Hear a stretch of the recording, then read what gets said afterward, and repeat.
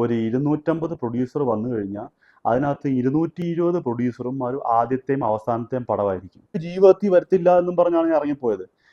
വലഞ്ഞ് ഒരു അത്യാവശ്യം വലിയൊരു ഫണ്ട് പോയൊരു വ്യക്തിയാണ്. നമസ്കാരം.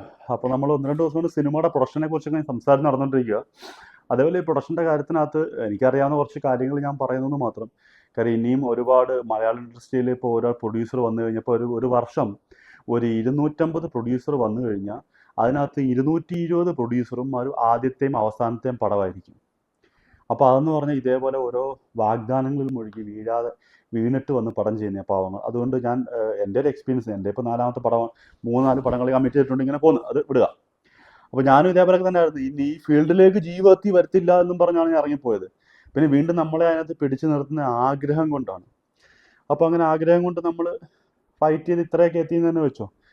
അപ്പം അടുത്തൊരു കാര്യം പറഞ്ഞാൽ ഡീസലിൻ്റെ ഒരു കാര്യം പറയാനാണ്. അതുകൂടെ ഞാൻ പറഞ്ഞേക്കാം. ഇത് 2017 സംഭവിച്ച ഒരു സംഭവമാണ്. 2017 സിനിമ ചെയ്യുമ്പം വണ്ടിക്കകത്ത് ഡീസൽ അടിക്കണം. ഫുൾ ടാങ്ക് ഡീസൽ അടിച്ചു കഴിഞ്ഞാൽ ഞാൻ 30 കിലോമീറ്റർ 40 ഇവിടുന്ന് വരാപ്പുഴ വരെ ഓടിയിട്ട് തിരിച്ചു വരും. അത്രേ ഉള്ളൂ. രാവിലെ അവിടെ പോകുന്നു, ഷൂട്ടിംഗ് അവിടെ ഉണ്ട്, അത് കഴിഞ്ഞ് വൈകുന്നേരം തിരിച്ചു ഇവിടെ വരും. ഇത്രയും ഇത് മാത്രമേ ഉള്ളൂ. പക്ഷേ 2 ദിവസം കൂടുമ്പോൾ ഫുൾ ടാങ്ക് എണ്ണ അടിക്കുന്നുണ്ട്. ഈ എണ്ണ എങ്ങോട്ട് പോകുന്നു പറഞ്ഞാൽ, ഡീസൽ എങ്ങോട്ട് പോകുന്നു, അന്ന് 50-60 രൂപ ആ റേഞ്ചിലേക്കാണ് തോന്നുന്നു ഡീസൽ. അതെങ്ങോട്ട് പോകുന്നു പറഞ്ഞാൽ ഇവരിത് ഊറ്റിയിട്ട് നമ്മൾ വെള്ളം കൊണ്ടുവന്ന ക്യാനില്ലേ, അതിനകത്ത് ഇങ്ങനെ ഒഴിച്ചൊരു ഡെയിലി ഒരു 10 ലിറ്റർ വെച്ച് ഒരു 3 ദിവസം എടുത്ത 30 ലിറ്റർ.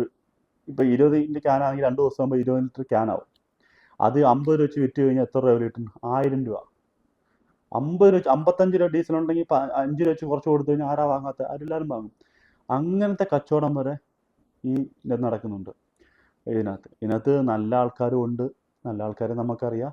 ഞാൻ പറയുന്നത് 100-ൽ 90% ആൾക്കാരും നല്ല ആൾക്കാരാണ്. ആ 10% ആൾക്കാരെ കുറിച്ചാണ് ഞാൻ ഈ കാര്യങ്ങൾ പറയുന്നത്.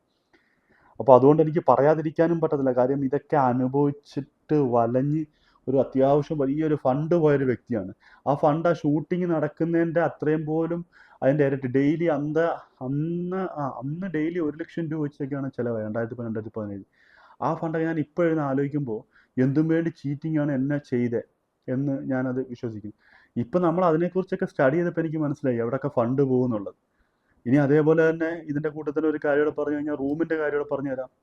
1200 രൂപയുടെ റൂമൊക്കെയാണ് എടുക്കുന്നത്. അത് 13 റൂം 14 റൂമൊക്കെ എടുത്തിട്ട് കഴിഞ്ഞാൽ അതിനകത്ത് 8 റൂം 10 റൂമിൽ കൂടുതൽ താമസിക്കാൻ ആളില്ല. ബാക്കി വൗച്ചറിനകത്ത് 13 റൂമാണ് കാണിക്കുന്നത്. 10 റൂമിൻ്റെ പൈസയാണ് അവർ കൊടുത്താൽ മതി. ബാക്കി 3 റൂമിൻ്റെ പൈസ ഈ കൺട്രോളറിൻ്റെ പോക്കറ്റിൽ ഇരിക്കും. ഇത് നമ്മൾ തല എണ്ണി തന്നെ ശ്രദ്ധിക്കേണ്ട ഒരു കാര്യമാണ്. അപ്പോൾ അടുത്ത ചെറിയൊരു വീഡിയോയിൽ ലെങ്ത് കൂടണ്ടെന്ന് പ്രത്യേക ഒരു അഭിപ്രായം ഉള്ളതിൻ്റെ പേര് ഞാൻ അടുത്തതിനകത്ത് പ്രൊഡക്ഷൻ്റെ കാര്യങ്ങൾ മാത്രമാണ് നമ്മൾ പറഞ്ഞുകൊണ്ടിരിക്കുന്നത്. പ്രൊഡക്ഷൻ്റെ ഒരുവിധം നമുക്കറിയാവുന്ന കാര്യങ്ങളൊക്കെ നമ്മൾ പറഞ്ഞു തരും. പിന്നെ എത്ര ഞാൻ പറഞ്ഞെന്ന് പറഞ്ഞാലും മൂഞ്ചിക്കാൻ ബുദ്ധിയുള്ളവർ മൂഞ്ചിക്കണമെന്ന് തീരുമാനിച്ചു കഴിഞ്ഞാൽ നമ്മളെ മൂഞ്ചിക്കുക തന്നെ ചെയ്യും. അതവർ വേറെ രീതി അടുത്ത ഇനത്ത് ഞാൻ പറയാം.